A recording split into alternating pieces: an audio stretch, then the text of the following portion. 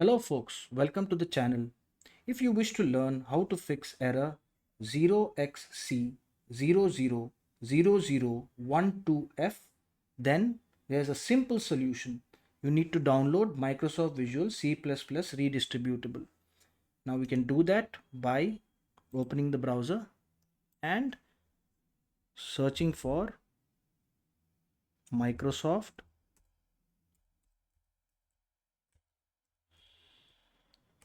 Visual C++,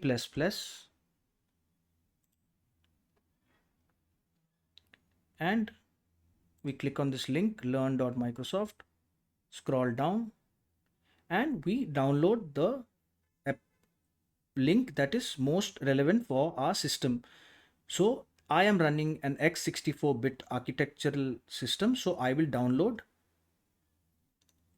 this file.